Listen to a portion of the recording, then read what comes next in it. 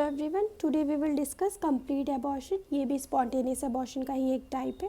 तो चलिए शुरू करते हैं कि कंप्लीट एबॉर्शन में क्या होगा, मरीज़ क्या साइन सिम्टम्स लेके आएगी और क्या हमें मैनेजमेंट करना है। तो सबसे पहले हम जान लेते हैं कंप्लीट एबॉर्शन होता क्या है। इसमें एक्चुअल में क्या होता है, सारा प्रोडक्ट ऑफ कॉन्सेप्शन बाहर की तरफ यूट्रस निकाल देता है।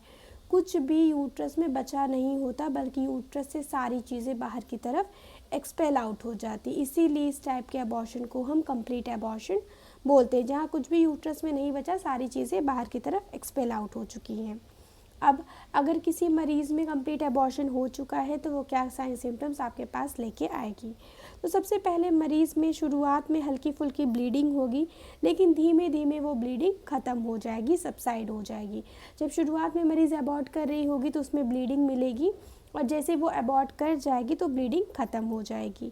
जब वो ब्लीड कर रही होगी तो हो सकता है उसको उसके साथ दर्द हो रहा हो, लेकिन जैसे ही ब्लीडिंग ख़त्म हो जाएगी उसका दर्द भी ख़त्म हो जाएगा।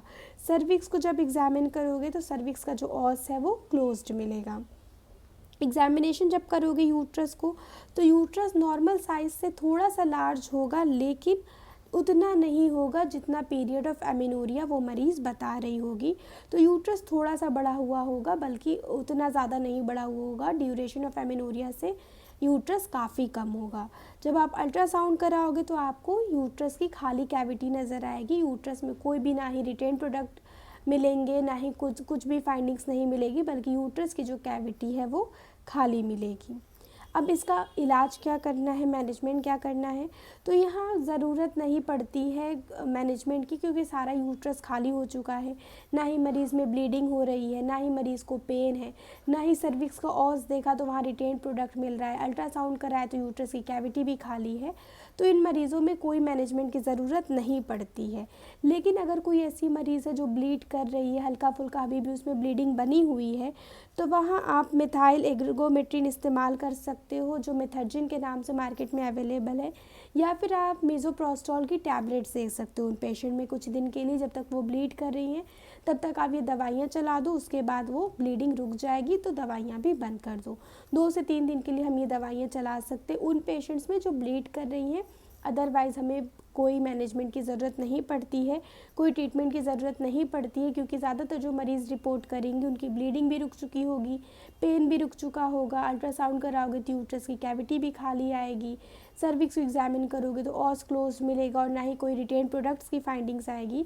तो ऐसी मरीज़ों में कोई ट्रीटमेंट की ज़रूरत नहीं पड़ती। लेकिन कोई मरीज़ रिपोर्ट कर रही है जो ब्लीड कर रही है, तो वहाँ आप मेथर्जिन या मेज़ोप्रोस्टॉल की टैबलेट्स चला सकते हो। अगर कोई मरीज़ आपको डाउटफुल है, या फिर आपने ABO RH कराया है मदर का और मदर RH नेगेटिव आ रही है, तो प्रोफाइलैक्सिस के लिए आप उस मदर में एंटी-D का 300 माइक्रोग्राम का IV इंजेक्शन दे सकते हो। ये IM इंजेक्शन होता है, IV नहीं होता, यहाँ मिस टाइपिंग हो गई है। तो आप एंटी-D का 300 माइक्रोग्राम IM इंजेक्शन उस मदर को दोगे जो RH नेगेटिव होगी। अगर इन्फेक्शन सस्पेक्ट कर रहे हो तो आप मदर में एंटीबायोटिक्स चला सकते हो। अगर मान लो लंबे समय से मरीज़ अबॉर्ट कर रही थी, इन्फेक्शन के चांसेस है, या फिर साइन सिम्टम्स मरीज़ इन्फेक्शंस के लेके आ रही है, फीवर है, चिल्स विथ राइगर है, पल्स बढ़ी हुई है, टेकीकार्डिया है, ऐसे सिम्टम्स मरीज़ रिप्रेजेंट कर रही है, लग रहा है इन्फेक्शन हो रखा है मरीज़ को, तो वहाँ आप एंटीबायोटिक्स प्रिस्क्राइब कर सकते हो।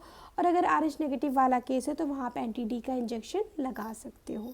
बस इतना सा इसका मैनेजमेंट है। Thank you everyone.